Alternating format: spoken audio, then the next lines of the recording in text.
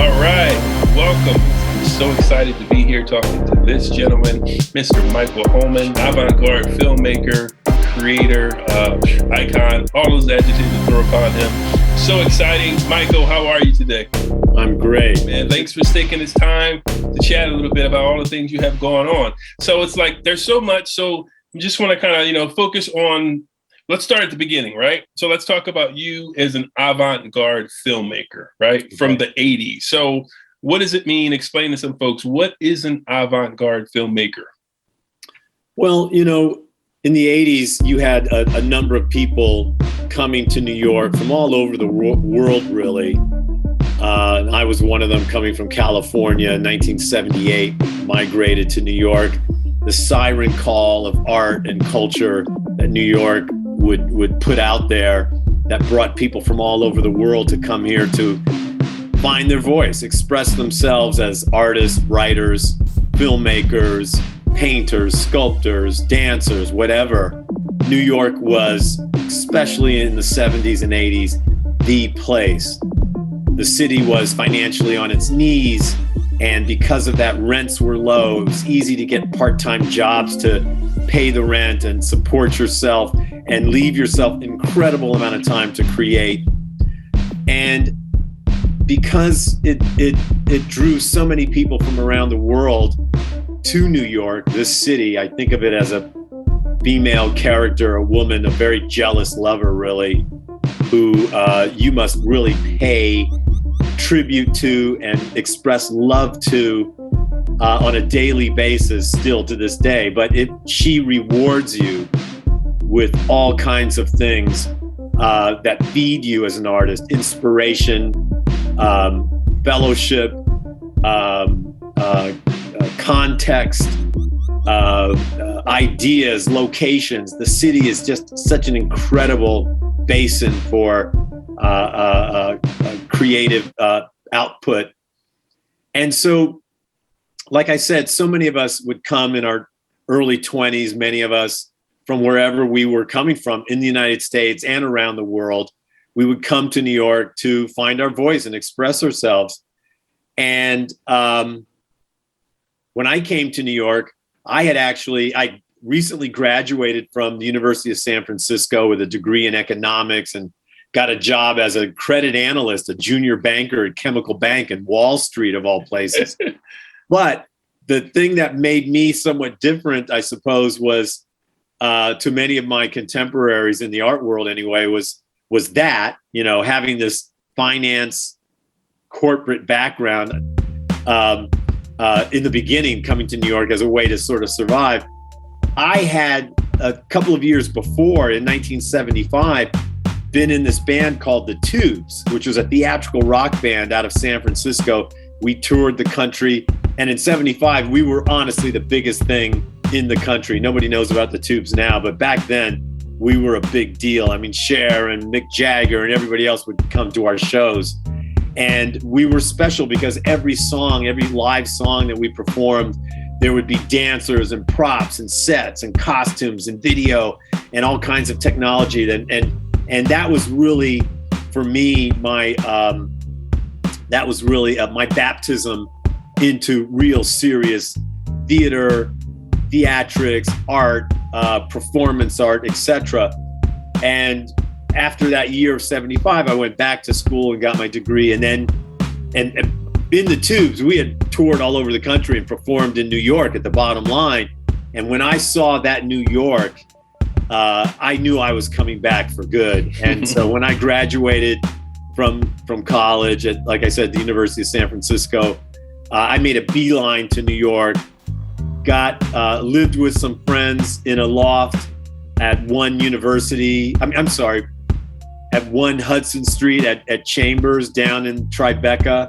Wow. And I would get on the train and go to my job at Chemical Bank, and I'd see these trains come rolling in with these giant graffiti burners and just blow my mind.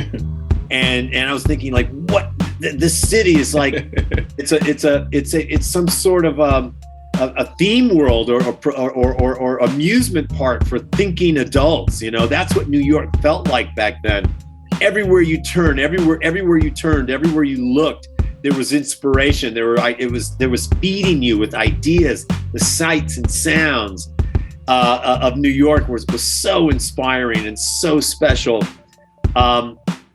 So I'm working at Chemical Bank in the day, but at night I'm going out to Max's Kansas City, and I'm going out to the Mud Club, and eventually the two were in conflict in my mind and heart, and the nightlife, artist life, creative world won out without question. Always. I walked away from my job at Chemical Bank and became a full-time artist by like early 1979. Myself, a recent friendship with Fat by Freddy and myself and an English artist named Stan Peskett, we colluded to put together a party called the Canal Zone Party. And it was an opportunity to introduce the Fabulous Five, which was a graffiti collective led by Lee Quiones. Their spokesman was Fat by Freddy, hence the name Fat by Freddy.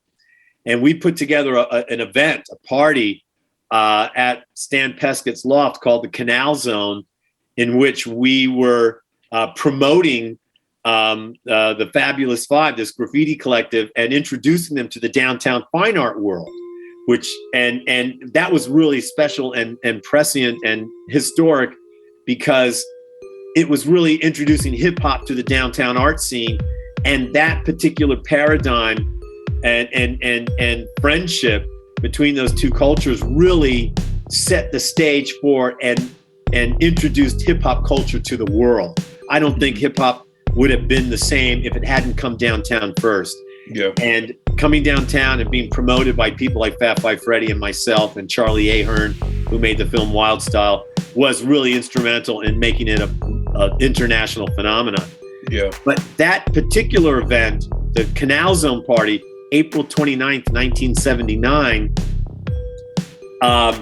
as we're setting up the party, and we had these giant graffiti burners on that thick plastic that you see in the meat market, in the meat packing district, giant big sheets of plastic.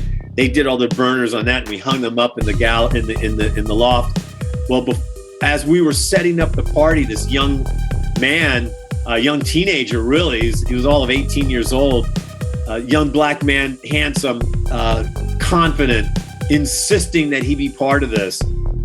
So charming and so confident that he said, I want to be part of this too. I'm an artist. I want to be part of this too. So we were like, wow, okay, whatever you say. And we hung up this big sheet of gray photo paper and gave him a can of red spray paint. And he proceeded to write, which of the following symbols are omnipresent? A, Lee Harvey Oswald. B, Coca-Cola logo. C, General Mallory. D, Samo, copyright. And we were like, oh my God, this guy's Samo. We had seen his graffiti tags all over the city. And now, in front of our very eyes, his identity was being revealed to us. Mm-hmm. It was Jean-Michel Basquiat. Yeah. And my job at the party was interviewing people with a video camera. I was a host, interviewer, and somebody else was manning the camera. And I would ask people questions and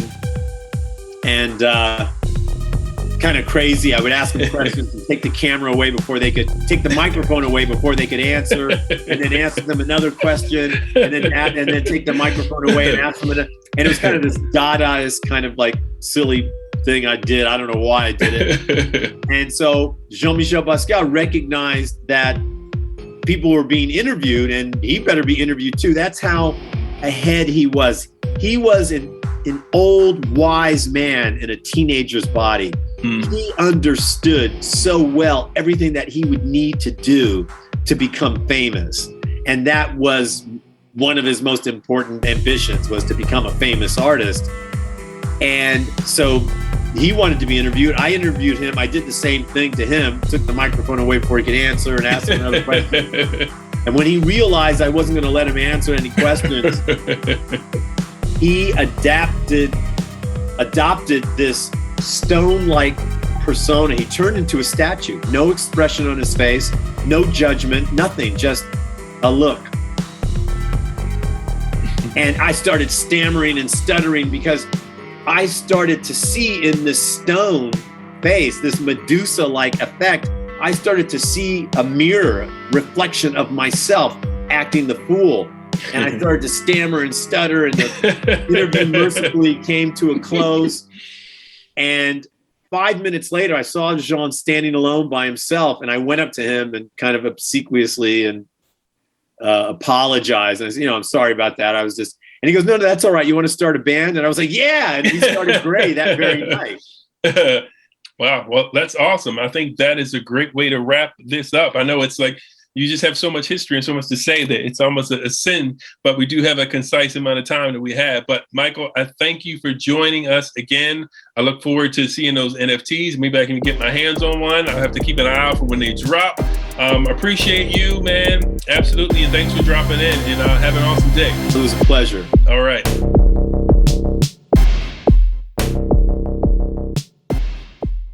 Lowkey Giant.